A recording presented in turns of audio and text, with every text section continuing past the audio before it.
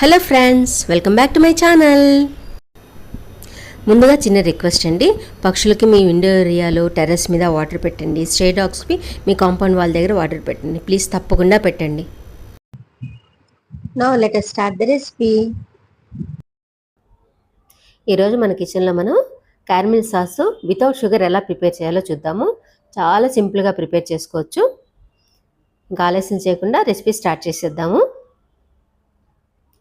ముందు ఒక sauce pan తీసుకుని అందులో 1/3 కప్పు మిశ్రీ పౌడర్ యూజ్ చేయాలి. నేను ఆల్రెడీ చెప్పాను కదా వితౌట్ షుగర్ చేస్తున్నానని.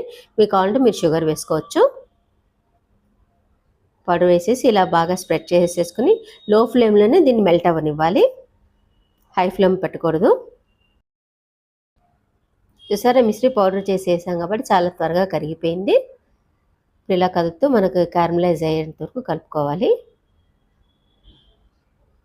ఇది అయిపోయింది, మనకు క్యారమలైజ్ అయిపోయింది. ఇప్పుడు ఇందులో మనం 1/3 కప్పు ఫ్రెష్ క్రీమ్ వేసుకోవాలి.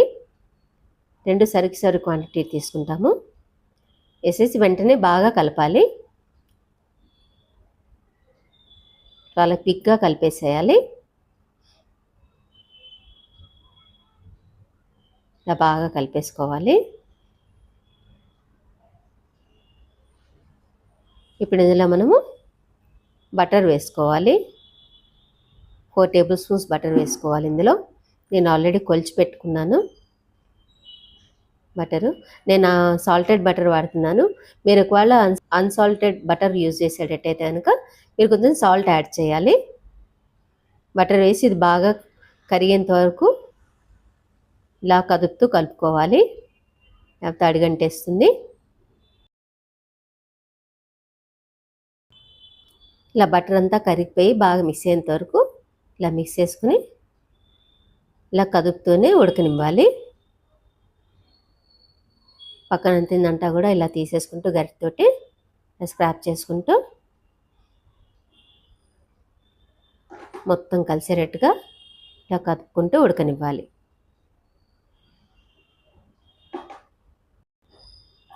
ఈ సాస్ ప్రిపరేషన్ అంతా కూడా లో ఫ్లేమ్లోనే చేసుకోవాలి, హైలో పెట్టకూడదు.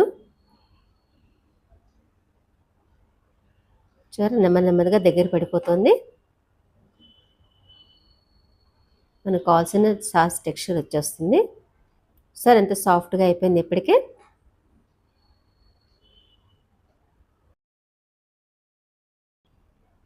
ఇప్పుడు ఇందులో few drops butter scotch essence వేస్తున్నాను.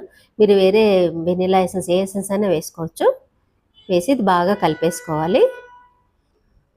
కొంచెంసేపు ఇలా కదుపుతూ ఉడికించామంటే మన సాస్ రెడీ అయిపోతుంది.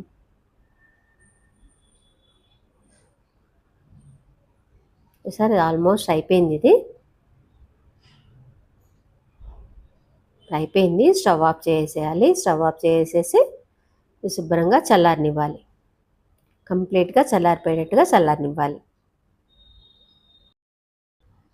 ఇది బాగా చల్లారిపోయింది. చల్లారిపోయిన తర్వాత ఇలా అయిపోతుంది, దగ్గరికి పడిపోతుంది బాగా.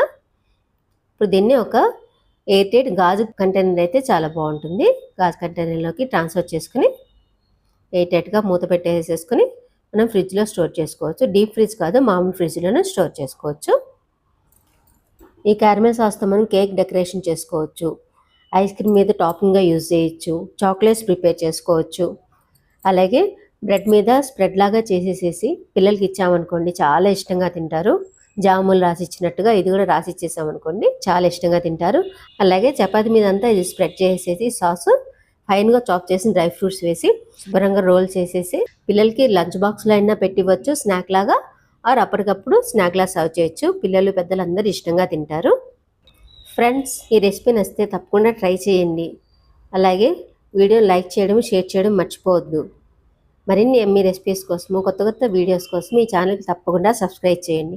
అలాగే పక్కనున్న బెల్ ఐకాన్ యాక్టివేట్ చేసుకుంటే కనుక మీకే ఫస్ట్ నోటిఫికేషన్ వస్తుంది నేను కొత్త వీడియో వేసినప్పుడల్లా. Friends, thank you very much for your valuable time and support.